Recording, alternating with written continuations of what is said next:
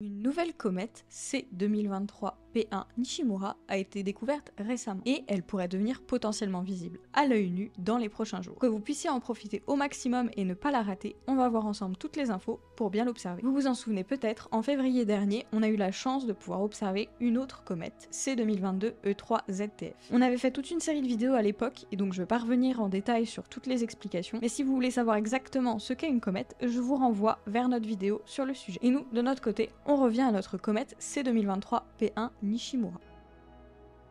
Alors cette nouvelle comète, elle a vraiment été découverte très récemment puisqu'elle a été découverte le 11 août dernier. C'est assez rare pour une comète d'être découverte aussi tard dans son évolution et je vais vous expliquer pourquoi juste après. L'autre particularité de cette comète, c'est qu'elle a été découverte par un astronome amateur, le japonais Hideo Nishimura. Et Hideo Nishimura, il en est pas à son coup d'essai, puisqu'il avait déjà découvert deux comètes avant ça. Une en 1994, oui, ça remonte un peu, et la dernière en 2021. Comme on l'avait vu avec la précédente comète C2022 E3ZTF, la plupart des comètes aujourd'hui, elles sont découvertes par des télescopes professionnels. Donc c'est assez rare maintenant qu'un astronome amateur découvre une comète avant qu'elle ne soit détectée en fait par les télescopes professionnels. Souvent, elles sont découvertes bien plus loin dans notre système solaire et elles sont bien moins lumineuses. On est sur une magnitude de l'ordre de 20 environ. Ici, quand Nishimura a découvert la comète, elle avait une magnitude d'environ 12. Pour vous donner une idée si ça vous parle pas, c'est environ 5 à 10 000 fois plus lumineux que ce que peuvent découvrir les télescopes professionnels. Donc en fait, normalement, quand une comète est détectée par un télescope professionnel,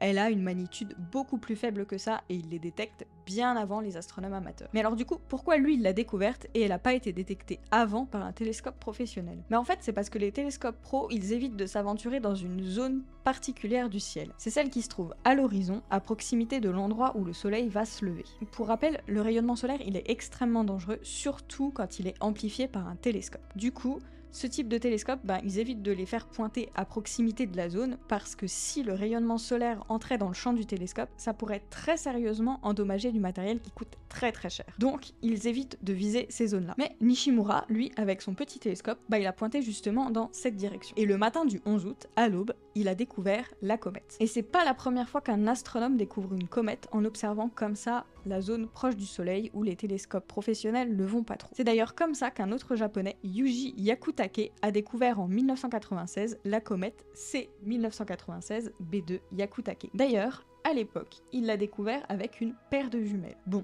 c'était des 25 par 150, donc c'est quand même une très grosse paire de jumelles. Et perso, j'étais pas née, mais il paraît que cette comète, elle était vraiment bien visible. Du coup, observer la zone du lever du soleil juste avant l'aube, c'est une technique qui marche pas trop mal pour découvrir des comètes quand on est astronome amateur. Mais comme je le disais, le soleil c'est vraiment extrêmement dangereux, surtout quand il est pointé avec un télescope. Si le soleil rentre dans le champ du télescope et que vous avez l'œil derrière, il va vous brûler la rétine. Et ça va vraiment très vite. Vous n'aurez pas le temps de vous dire il faut que j'enlève mon œil, que ce sera déjà trop tard. C'est donc pas un truc à reproduire chez vous si vous ne savez pas ce que vous faites. Et de manière plus générale, en fait, la découverte de comètes, c'est pas vraiment un truc réservé à n'importe qui. Et il suffit pas juste d'avoir un télescope. Maintenant que vous connaissez l'histoire étonnante de sa découverte, il est temps de voir comment on va l'observer. Mais juste avant, vous l'aurez compris, C2023P1 Nishimura, elle porte le nom de son découvreur Nishimura. Et C2023P1, ça signifie tout simplement qu'il s'agit d'une comète considérée comme non périodique, découverte pendant la première quinzaine du mois d'août, P, et plus précisément qu'il s'agit de la première comète découverte dans cette période-là.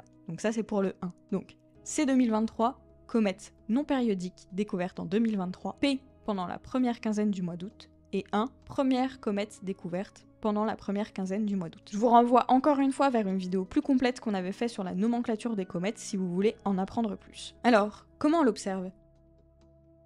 Et pour voir tout ça, on se retrouve sur Stellarium. Mais juste avant d'aller plus loin, si vous voulez tenter de l'observer et mettre toutes les chances de votre côté, je vous ai préparé un petit tuto vidéo Stellarium pour pouvoir ajouter la comète et la suivre directement dans Stellarium, ainsi qu'un PDF qui regroupe toutes les informations importantes sur la comète et des images pour suivre sa position jour après jour. Vous pouvez accéder à tout ça gratuitement en cliquant sur le lien dans la description. Au moment de sa découverte, donc le 11 août dernier, la comète, elle se situait dans la constellation des Gémeaux. Elle y est restée jusqu'au 25 août et maintenant, elle est dans la constellation du Cancer. Et elle va rester dans la constellation du Cancer jusqu'au 4 septembre. Elle passera ensuite dans la constellation du Lion du 5 au 15 septembre, puis dans celle de la Vierge jusqu'au 12 octobre. Le problème, vous l'avez peut-être constaté sur la carte, c'est qu'elle est vraiment très proche de l'horizon. Elle est vraiment très basse et elle est visible en toute fin de nuit, donc juste avant le lever du soleil. Et plus on avance dans le temps, plus elle se rapproche de l'horizon et donc du soleil. Du coup, aux environs du 14 septembre, en fait, elle se noiera un peu dans les lueurs de l'aube et donc on la verra pas très bien, voire pas du tout. Et du coup, en théorie, le meilleur moment pour observer une comète, c'est quand elle est au plus proche du Soleil, parce que c'est à ce moment-là qu'elle est la plus lumineuse. Problème, en fait, elle sera déjà visuellement trop proche du Soleil pour nous, donc en fait, il fera déjà un peu trop jour et on la verra moins bien. Du coup, la période idéale pour l'observer, c'est plutôt entre le 8 et le 15 septembre. À partir du 8, elle sera suffisamment proche du Soleil pour être bien lumineuse, pour avoir une magnitude suffisamment faible,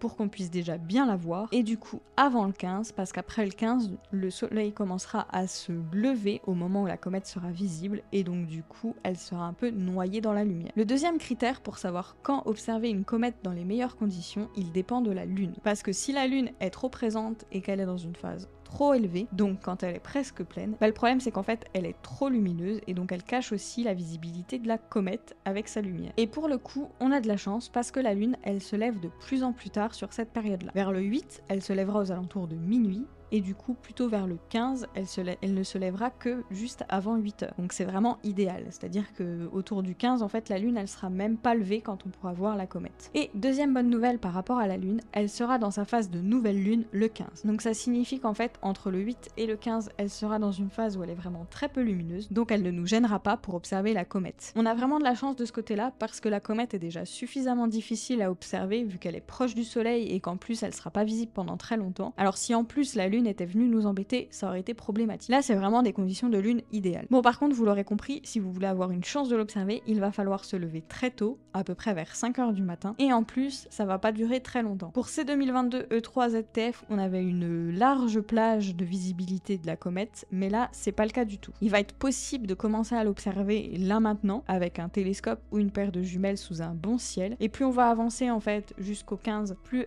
il va être facile de la voir, enfin d'avoir des chances de la voir parce qu'elle va être de plus en plus lumineuse. Mais grosso modo, la période de grosse visibilité, ça représente une semaine. Et une semaine en astronomie, c'est vraiment très très court. Surtout qu'il y a un autre facteur à prendre en compte, c'est évidemment la météo. Et ouais, s'il y a des nuages, et bah vous ne verrez malheureusement rien. Et ça, bah pour le coup, c'est assez aléatoire, ça dépend de où vous vous situez et de si vous avez un ciel qui est dégagé ou pas sur cette semaine-là. Donc on croise les doigts pour que ce soit le cas, mais je garantis rien. Je vous ai aussi noté quelques occasions de l'observer dans de belles conditions, on voit ça tout de suite. Le premier beau moment pour l'observer, ce sera entre le 30 août et le 2 septembre, où la comète sera visible aux côtés de l'amas M44 dans le Cancer. Il sera alors possible d'observer à la fois l'amas ouvert et la comète dans le même champ, dans une paire de jumelles, 10/50 ou moins. Et si vous avez vraiment un très bon ciel, il sera peut-être même possible d'observer directement l'amas et la comète à l'œil nu. D'ailleurs, le 1er septembre, il y aura même un alignement entre la comète,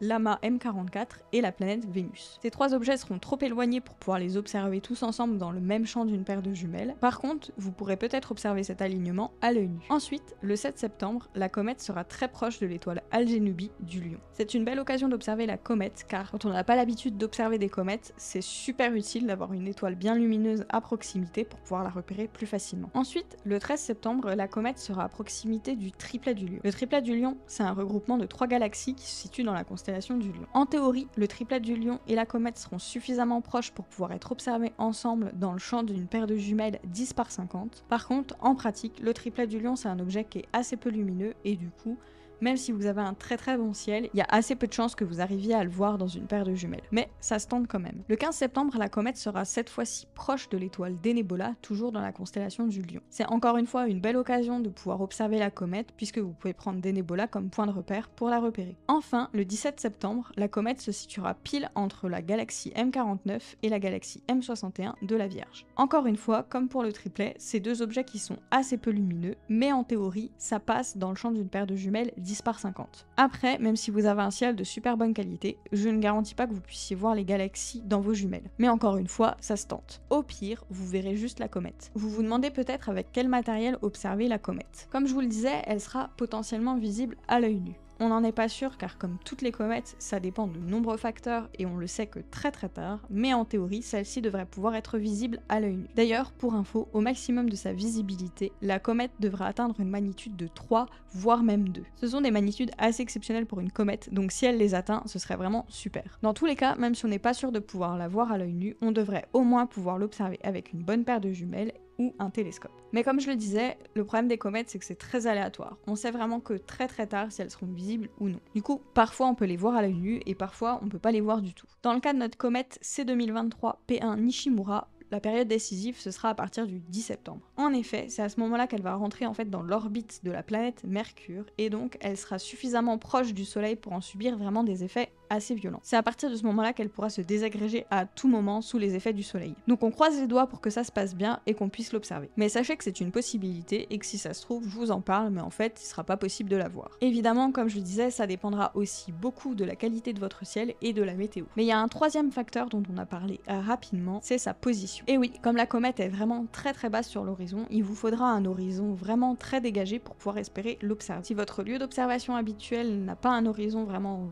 bien dégagé, il sera impossible pour vous de la voir. Choisissez donc, si vous le pouvez, un lieu d'observation avec un horizon dégagé direction est-nord-est pour pouvoir avoir une chance d'observer la comète. Dans tous les cas, ce sera compliqué car elle sera vraiment très basse. Et aussi, comme elle est vraiment très proche du Soleil, faites vraiment attention si vous essayez de l'observer. Surtout si vous utilisez des jumelles ou un télescope. Parce que regarder directement le Soleil à l'œil nu, c'est dangereux, mais vous avez le temps de vous en rendre compte et de détourner le regard assez rapidement. Par contre, avec une paire de jumelles ou au télescope, ça va vraiment trop vite. Et vous n'aurez pas le temps de détourner le regard, il sera déjà trop tard. Il faut vraiment faire hyper gaffe à ça. Donc vérifiez régulièrement que l'endroit que vous pointez avec votre paire de jumelles ou votre télescope est suffisamment éloigné du Soleil, et si vous avez un doute, arrêtez tout de suite d'observer. Il vaut mieux passer à côté de la comète que de perdre un œil. Voilà, vous avez normalement toutes les informations pour pouvoir bien l'observer. Maintenant, clairement, on croise les doigts. Comme on l'a vu, ça va pas être évident. Contrairement à la plupart des comètes qu'on a pu observer ces dernières années, celle-ci, elle va être bien compliquée à observer. On l'a vu, la plage est vraiment très petite pour pouvoir la voir, et en plus, les conditions sont pas terribles. Elle est basse sur l'horizon et elle est proche du Soleil. Ça va donc être compliqué, mais on croise les doigts pour pouvoir l'observer. Et franchement, si les conditions sont réunies et qu'elle atteint vraiment la magnitude minimale prévue, ça va être un spectacle super chouette. Ce serait dommage de rater ça, donc vraiment, si vous avez l'occasion de tenter de l'observer, n'hésitez pas. D'ailleurs, si vous voulez tenter le coup et mettre toutes les chances de votre côté pour bien l'observer, je vous ai préparé un petit tuto vidéo Stellarium pour pouvoir ajouter la comète